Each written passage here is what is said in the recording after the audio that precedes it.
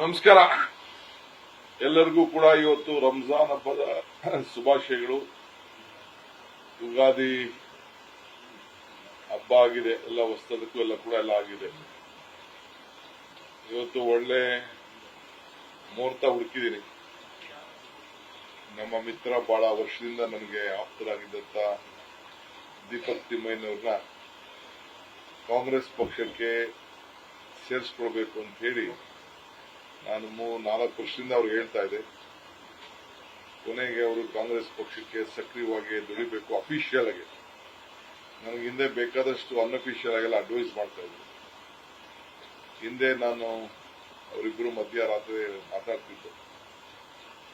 ಮಾತಾಡ್ತಿದ್ದಾಗ ಈ ನಮ್ಮ ಕೊರೋನಾ ಸಂದರ್ಭದಲ್ಲಿ ಬಸ್ಸು ಯಾದಗಿರಿ ಕಡೆಯವರು ಖರ್ಗೆ ಸಾಹೇಬ್ರ ಮನೆಗೆ ಹೋಗಿ ಬರ್ತಾ ಇದ್ರು. ಹುಡುಗರು ಕೇಳಿದ್ರು, ಸೊ 3ರಷ್ಟು ದುಡ್ಡು ಕಟ್ಟಬೇಕು ಅಂತ KSRTC ಕೇಳ್ತಾ ಇದ್ದಾರೆ ಅಂತ ಅವರೆಲ್ಲ ಬಂದು ಕಂಪ್ಲೇಂಟ್ ಹೇಳಿದ್ರು. ನಾವಿಬ್ರು ಕೂತಿದ್ದು.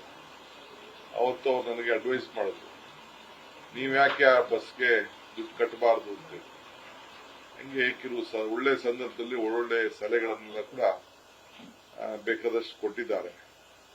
ಸೊ ಅದಕ್ಕೆ ಸುಮ್ಮನೆ ನಿಮ್ಮ ಟೈಮು, ಏಜು, ಎನರ್ಜಿ, ಎಕ್ಸ್ಪೀರಿಯನ್ಸು ಎಲ್ಲ ಕೂಡ ವೇಸ್ಟ್ ಮಾಡ್ಕೊಳ್ಬೇಡಿ ಅಂತ ಹೇಳಿ ನಾನು ಅವ್ರಿಗೆ ಆಫರ್ ಕೊಟ್ಟೆ, ನಮ್ಮ ಪಕ್ಷಕ್ಕೆ ಬನ್ನಿ ಅಂತ. ಅವರು ಅನೇಕ ಸ್ನೇಹಿತರೆಲ್ಲ ಚರ್ಚೆ ಮಾಡಿದ್ದಾರೆ. ಚರ್ಚೆ ಮಾಡಿ ಕೊನೆಗೆ ಅವರು ಒಪ್ಪಿಗೆಯನ್ನ ಹೊಸ ವರ್ಷದಲ್ಲಿ ಕೊಡೋಣ ಅಂತ ಹೇಳಿ ಹೊಸ ವರ್ಷದಲ್ಲಿ ಬಂದು ಅವರು ಕೊಟ್ಟಿದ್ದಾರೆ. ಸೊ ಅದಕ್ಕೆ ಇವತ್ತು ನಾನು ಅಧಿಕೃತವಾಗಿ ಅವನ ಕಾಂಗ್ರೆಸ್ ಪಕ್ಷಕ್ಕೆ ನಾನು ಸೇರ್ಪಡೆಯನ್ನ ನಿಮ್ಮೆಲ್ಲರ ಸಮ್ಮುಖದಲ್ಲಿ ನಾನು ಮಾಡ್ಕೊಳ್ತಾ ಇದ್ದೀನಿ.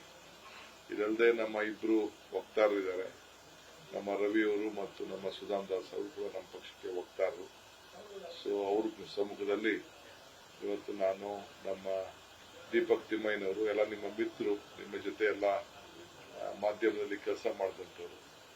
ಪ್ರಜಾಪ್ರಭುತ್ವದ ವ್ಯವಸ್ಥೆಯಲ್ಲಿ ಯಾರ ಹಣೆ ಬರ ಏನಿದೆ ಗೊತ್ತಿಲ್ಲ, ಬಟ್ ಅವರ ಅನುಭವ ನಮ್ಮ ಸೆಕ್ಯುಲರ್ ಔಟ್ಫಿಟ್ಗೆ ಬಹಳ ಸೂಕ್ತವಾಗಿದೆ. ಆ ದೃಷ್ಟಿಯಿಂದ ಅವ್ರನ್ನ ಬಹಳ ಸಂತೋಷದಿಂದ ಕಾಂಗ್ರೆಸ್ ಪಕ್ಷಕ್ಕೆ ಬರ್ಮಾಡ್ಕೊಳ್ತಾ ಇದ್ದಾರೆ.